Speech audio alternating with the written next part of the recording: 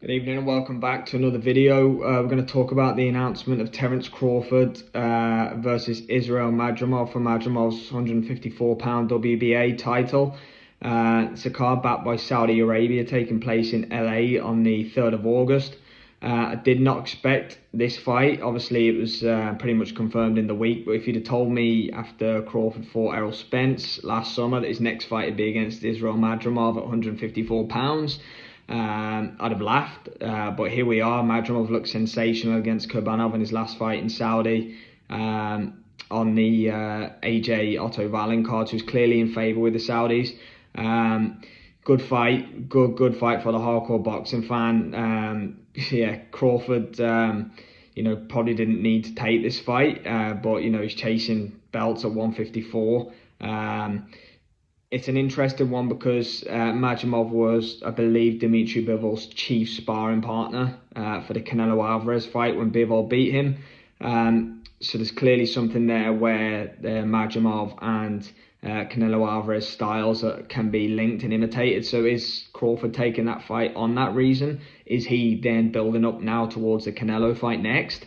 That remains to be seen, but he has to get through a very, very tough test on August the 3rd. Against Israil Madrimov. I'm very, very much looking forward to that fight. Madrimov looked sensational, beating Kurbanov in Saudi last time out. Crawford, we haven't seen him. It's going to be well over a year out since he beat Errol Spence. So yeah, that's an absolute blockbuster of a main event. And as we know, the Saudis, Turki Al-Sheikh, they do not stack cards without massive undercards. So for me, I don't know what order they're going to run it at, but the co-main event, I mean, Tim Tszyu against Vergil Ortiz, what a fight that is. Obviously a bit of gloss coming off Tszyu after the loss to Fundora, but he was cut badly. I think he was a bit unlucky in that fight, if I'm being completely honest. It's quite funny how the boxing algorithm works. Mendoza absolutely laid out Fundora. Fundora beats Tim Tszyu. Tim Tszyu knocks out Mendoza. It's boxing math doesn't necessarily add up all the time, but Vergil Ortiz obviously moving up to 154. I mean, that is an absolutely cracking fight. Credit to both for taking that. Tszyu coming off his first defeat, right back in the firing line. Great to see all these promoters, different fighters from different promoters all coming together on the same card.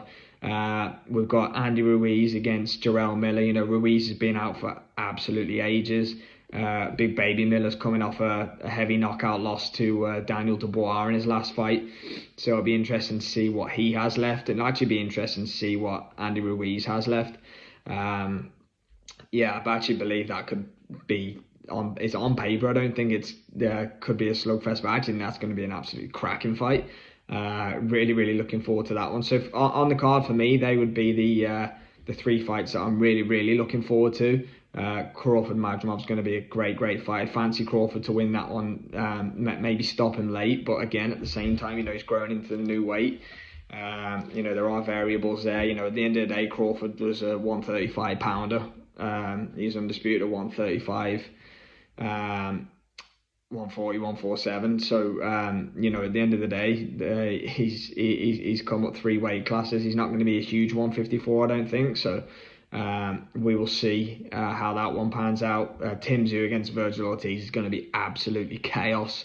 I do not know which way I see that one going. I'd have probably lent towards Tszyu, if I'm being honest, before what happened with Fundora. But for me now, that's as good as a 50-50 fight as you can possibly get.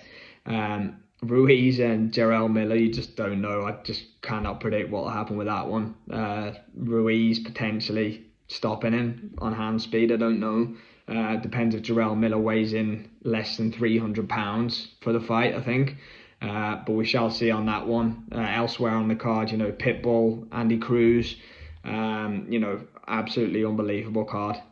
Very much looking forward to that one. And, at the end of the day, we see Fury Usyk, Bivol Beterbiev in the 5v5 matchroom Queensbury. Now this card, there's talks of Saudi back card at Wembley Stadium coming up in around about September time. I believe Anthony Joshua will headline that for a version of the world title. But yeah, huge card. And, below anything else, just a big card for boxing again. the Saudi-backed shows with multiple promoters on there working together. We're going to start seeing and getting what has evidently already been seen so far. These big fights that a couple of years ago looked like they were never going to happen and they were just going to be talked about and talked about. They now look like they have a very good chance of happening. So for me, August 3rd, fantastic card. It's been said as the best card ever from top to bottom, but every single one of these cards for me, I think we need to slow down on that a little bit. Every single one of these, the Joshua Wallen and Wilder Parker card was allegedly the best. I think it's a great card. I wouldn't say it's the best ever from top to bottom, but from me again, the boxing schedule just keeps getting stacked and stacked. 2024 has been a huge year in the direction of boxing.